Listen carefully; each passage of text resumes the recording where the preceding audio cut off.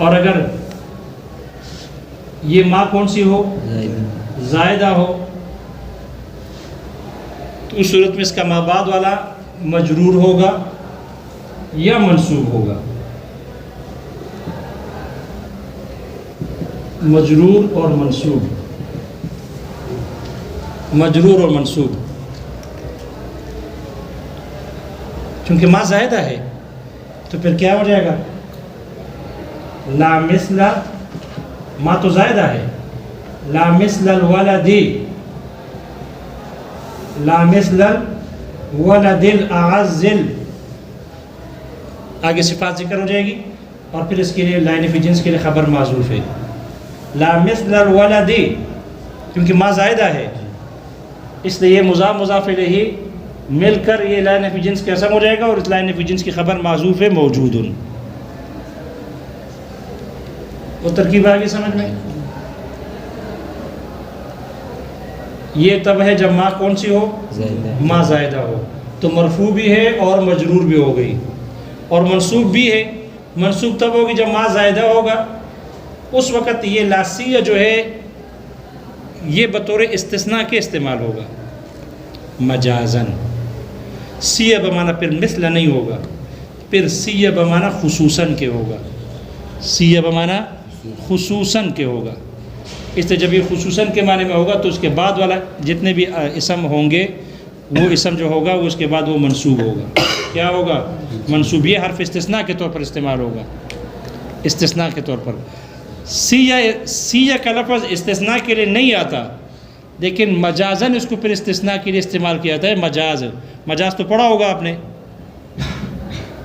کیونکہ سیہ کو وضع کیا ہے مثل کے معنی کے لیے، لیکن مثل والا معنی کو چھوڑ کر دوسرے معنی میں استعمال ہوا، خصوصاً کے معنی میں استعمال ہوا، مناسبت کی وجہ سے مجازن۔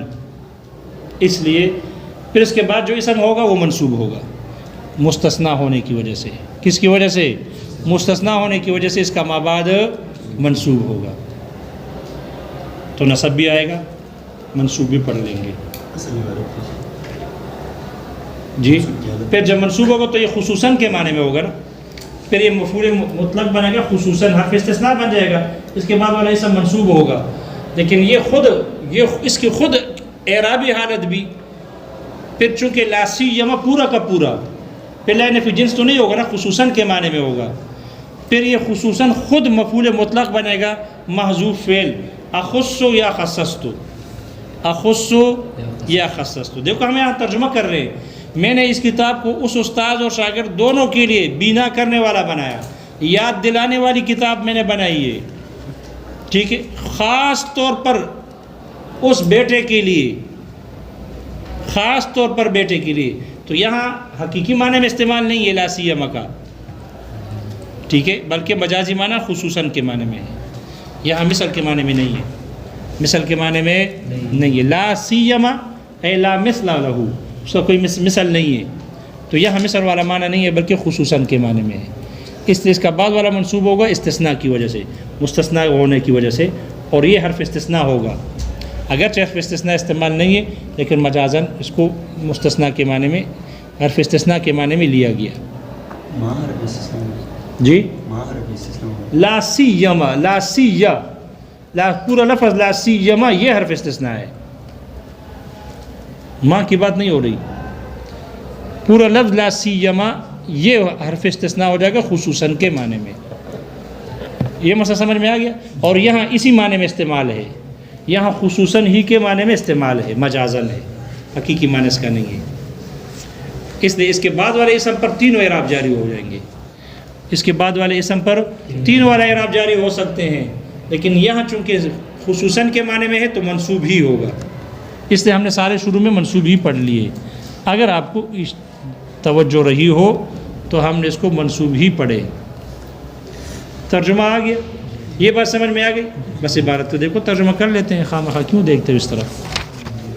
دیکھو اوپر متن ہو گیا نا، قولہ نظر آ گیا، سیما، سیما السی بمعنی المثل، السی بمعنی المثل، سیہ یہ مثل کے معنی میں ہے، یقال کہا جاتا ہے، ہما سیانی وہ دونوں مثل ہے، برابر ہے، اے مثلانی و اصل سیما لا سیما، اور سیما کا اصل لا سیما ہے. حذف لا کو حذف کر دیا گیا فی اللفظ لفظوں میں، لیکنہ مراد معنن، لیکن معنن یہ مراد ہوتا ہے. وما، اور جو ما ہے زائدۃ زائدہ ہے، او موصولۃ یا موصولہ ہے، او موصوفۃ یا موصوفہ ہے. جب بھی موصوفہ ہوگا شے ان کے معنی میں ہوتا ہے. وہذا اصلہ، یہ اس کی اصل ہے، یعنی سیما بمعنی مثل، یہ اس کی اصل ہے. ثم استعمل بمعنی خصوصاً، پھر اس کو استعمال کیا گیا خصوصاً کے معنی میں. وفیما بعدہ، اور اس لا سیما کے جو بعد والے لفظ ہوگا، ثلاثۃ اوجہ، ان میں تین صورتیں ہیں. اور تین صورتیں کون کون سی ہے آپ کو بتا دی. یعنی مرفوع بھی ہے، مرفوع کیوں ہے اس کی وجہ بھی ہو گئی، منصوب بھی ہے اور مجرور بھی ہے.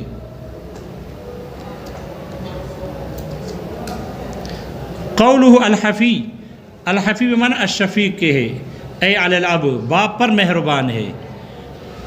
کیونکہ باپ تو ہر ایک پر مہربان ہوتا ہے. باپ جس کا بھی ہو، اللہ کہ کوئی بدبخت باپ ہو اولاد پر مہربان نہ ہو، وہ ہوگا بدبخت ہوگا. وگرنہ باپ ہوتا ہی علی الاکثر اغلب مہربان.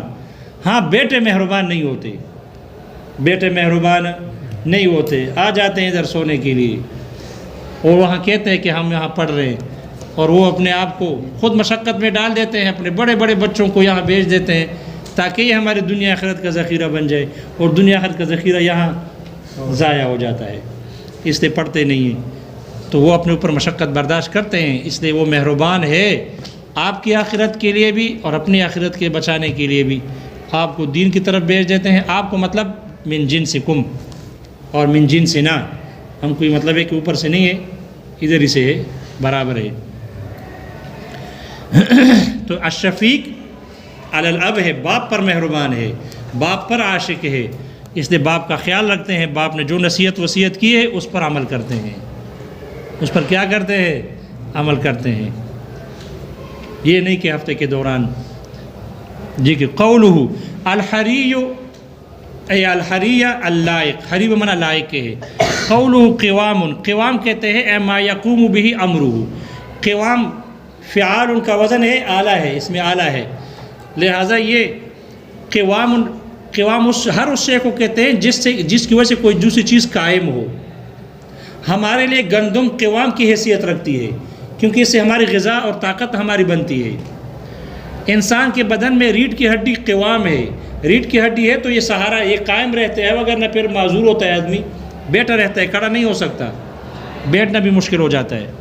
تو قوام ہر اس شے کو کہتے ہیں جس کی سہارے پر وہ چیز قائم رہتی ہے، اس کو کہتے ہیں قوام.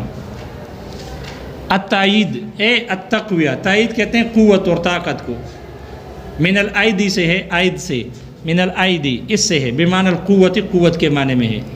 قولہ عصام، عصام یہ بھی فعال کا وزن پر ہے، فعال، اور اس میں اعلیٰ کا وزن ہے. اے ما یحفظ به امرہ من الزلل، ہر وہ شے کی جس کی وجہ سے اس کے کام زلل سے، لغزش سے محفوظ ہو. تو اس کے کاموں کو لغزش سے بچانے والے اعلیٰ ہے، اعلیٰ.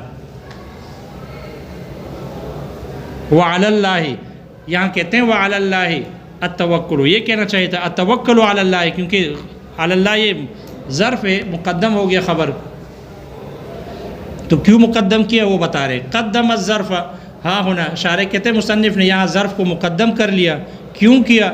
لقصد الحصر، حصر کے ارادے کی وجہ سے حصر پیدا کرنا تھا کہ توکل اللہ ہی پر کرنا ہے، اللہ ہی پر بھروسہ ہے. وفی قولہ، وبہ الاعتصام میں جو بہی ہے، وفی قولہ بہی اس میں بھی حصر ہے. لرعایت السجع ایضاً، سجع کی رعایت بھی ہے. وہ سجع الفاظ ہر جملے کے آخر میں لفظ ایک ہی لفظ پر ختم ہو، یہ ہے سجع. اگر انسانوں کے کلام میں ہے، انسانوں کے کلام کا آخر جس لفظ پر ختم ہو، اگر ایک ہی لفظ پر ختم ہو رہا ہے، ایک جیسے لفظ ہے، اس کو کہتے ہیں سجع بندی. تو دیکھو یہاں پر بھی کہا، شروع میں کیا کہا، دیکھو سجا بندی کیسے ہوگی. فہذا، دیکھو کتاب میں، فہذا غایت تہذیب الکلام، آخر کیا کون سا حرف آ گیا؟ میم.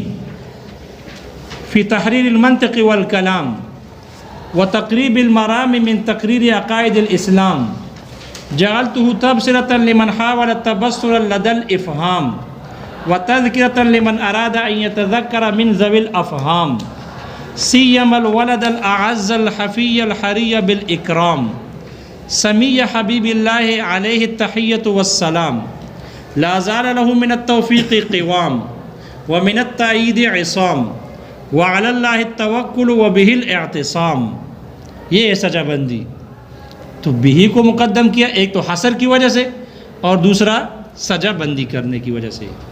توکل کے معنی بتائے. قول ہوا توکل، توکل کہتے ہیں ہوا تمسک بالحق، وہ حق کے ساتھ چمٹ جانا ہے، حق کے ساتھ، اللہ تعالیٰ کی ذات کے ساتھ چمٹ جانا. والانقطاع عن الخلق، خلق بمعنی مخلوق، اور مخلوق سے کٹ جانا ہے، نا امید ہو جانا ہے.